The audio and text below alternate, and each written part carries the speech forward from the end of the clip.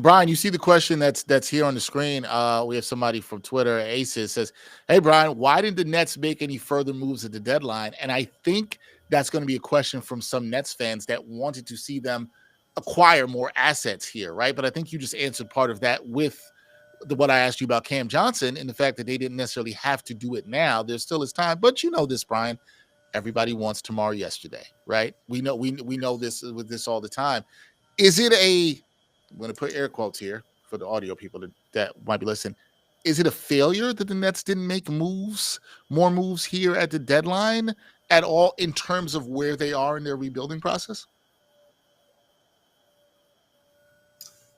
I don't think so, but I certainly understand and respect that there are those that feel if they have almost any decent players left on their roster, it's a failure because there are people that just want it burnt to the ground and they want to lose every game.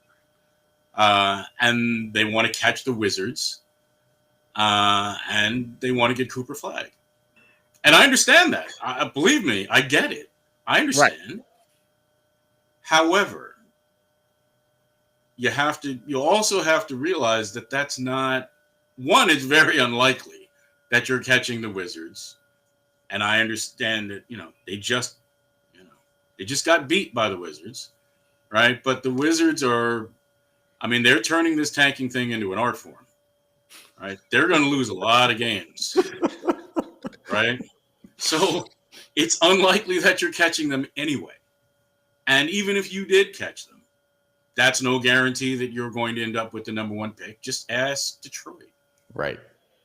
All right. So I get it. I understand. But I don't think the Nets are interested in just throwing away good players in the hopes that they can move from 6 to 5, or on the off chance that they can move from 6 to 4 in their pursuit of Cooper Flagg, that they're going to throw away a player that they feel, one, is young enough that he could be part of your core moving forward, or he could be a valuable asset in the summer to trade. I don't think that's their thought process. Gotcha. I want to ask about, in the same vein, I guess, as Cam Johnson, but Nick Claxton, although he has a longer term deal, but did he generate any real interest at the deadline this time?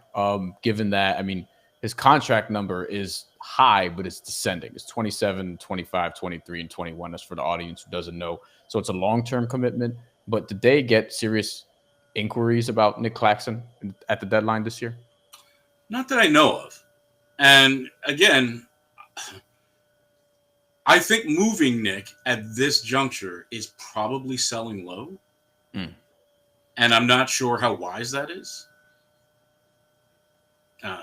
I feel that they think that Nick is worth more than what he showed. Right? So I don't know of any concrete offers for Nick. And anyway, the asking price for Nick would have always been high. It was always going to be higher than, the asking price on Dayron. Right? So I don't know of any concrete offers that they had.